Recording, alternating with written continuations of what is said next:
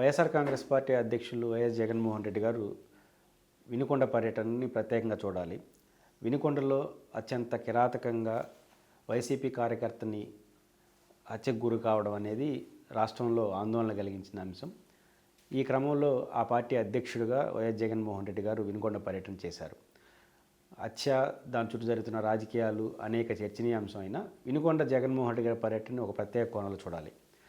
జగన్మోహన్ రెడ్డి గారు వినుకొండ పర్యటన రెండు ప్రత్యేక అంశాలుగా చూసుకున్నప్పుడు, ఒకటి ఒక భారీ ఓటమి, అనూహ్యమైన ఓటమి తర్వాత రావడం ప్రజల్లోకి నేరుగా. పులివెందుల పర్యటనకు వెళ్ళినా నేరుగా నియోజకవర్గానికి వెళ్ళడం, క్యాంప్ ఆఫీస్కి పరిమితమైనారు. అది సొంత నియోజకవర్గం కూడా. కానీ పల్నాడు ఏరియాలో ఘోర పరాజయం తర్వాత ఆయన ప్రతిపక్ష నాయకుడిగా నేరుగా ప్రజల్లోకి వెళ్ళడం ఒక అంశంగా చూస్తే, ఒక భయానక పరిస్థితుల్లో ఆయన ఇక్కడికి వెళ్ళారు. అంటే తీవ్రమైన మర్డర్ జరిగిన నేపథ్యంలో ఒక భయకంపితులయ్యారు ప్రజలు. ఎత్తగడ జరుగుతాయా, మన పరిస్థితి ఏంటనే వరకు అది వ్యవహారం వెళ్ళింది.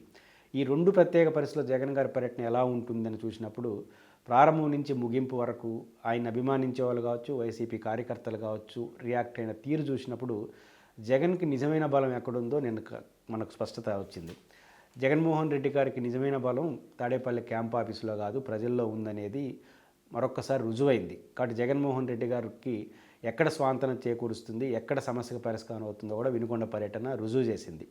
ఒక భయానక పరిస్థితుల్లో నాయకుడు వెళ్ళినప్పుడు పైపిచ్చు జగన్మోహన్ రెడ్డి గారి పర్యటనను కూడా అడ్డుకుంటున్నారని సాక్షి పత్రికలోనే పదే పదే వార్తలు వచ్చిన నేపథ్యంలో సహజంగా భయపడాలి కార్యకర్తలు. అందుకు భిన్నంగా కార్యకర్తలు వ్యక్తిగతంగా రావడం కాకుండా జెండాలు పట్టుకొని రావడం, ప్రతి ఒక్కరూ ఇంటర్వ్యూల్లో నేను పలానా గ్రామం నుంచి వచ్చానని ధైర్యంగా చెప్పిన తీరు చూసినప్పుడు జగన్మోహన్ రెడ్డి గారికి ప్రజల్లో ఎంత బలం ఉంది అనేది మరొకసారి రుజువైంది ఓడిపోయిన నేపథ్యంలో. రెండోది, మామూలుగా మనకు ముసలికి బలం ఎక్కడ ఉంటుందంటే నీళ్ళల్లో ఉన్నప్పుడు ఉంటుంది. అదే ముసలి బయట వేస్తే దానికి బలం ఉండదు. కానీ జగన్మోహన్ రెడ్డి బలం ప్రజల్లో ఉంటుంది, పార్టీ శ్రేణుల్లో ఉంటుంది అనేది మరొకసారి రుజువైంది. కానీ జగన్మోహన్ రెడ్డి గారు ఇప్పుడు అర్థం చేసుకోవాల్సింది, తనను అభిమానించే వాళ్ళు ఏం కోరుకుంటున్నారు, తను అభిమానించే వాళ్ళు తన బలం ఎక్కడుందో వినుకొండ పర్యటన మరొక్కసారి రుజువైంది. కాబట్టి క్యాంపు కార్యాలయం వేదిక కాకుండా, రాజకీయాలు కాకుండా వినుకొండ తరహా పర్యటనలు, వినుకొండ స్వభావం కలిగినటువంటి పర్యటనలు వారు మరొక్కసారి రాష్ట్రంలో చేయడం ఒకటిగా పరిష్కారం కనిపిస్తుంది. ఖచ్చితంగా నేను వినుకొండ పర్యటన ద్వారా ఒక మనోధైర్యాన్ని ఆ పార్టీ కార్యకర్తల్లోకి వచ్చింది.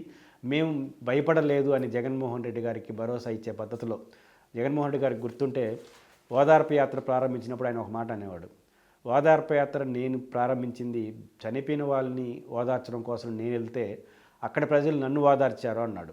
సేమ్ రిపీట్ స్టోరీ మన పులివెందుల్లో కానీ ఇప్పుడు వినుకొండలో ఉంటుంది. ఈయన ఆయన ఓదార్చడానికి వెళ్ళాడు కానీ మొత్తం సమాజం ఆయనకి ధైర్యంగా మేము ఉంటాం మీతో నిలబడింది. కాబట్టి జగన్మోహన్ రెడ్డి గారు తన బలం ఏంటో, తనకున్న పరిమితులేంటో, తనకున్న ప్రత్యేకతలేంటో వినుకొండ పర్యటన రుజువు చేసింది. తనకున్న పరిమితుల్ని ఛేదించుకొని తనకు ఎక్కడ బలం ఉందో దాని చుట్టూ రాజకీయాలు చేయగలిగితే ఖచ్చితంగా జగన్మోహన్ రెడ్డి గారు ఒక బలమైన నాయకుడిగా మరోసారి ప్రజల ముందు నిలబడతారు.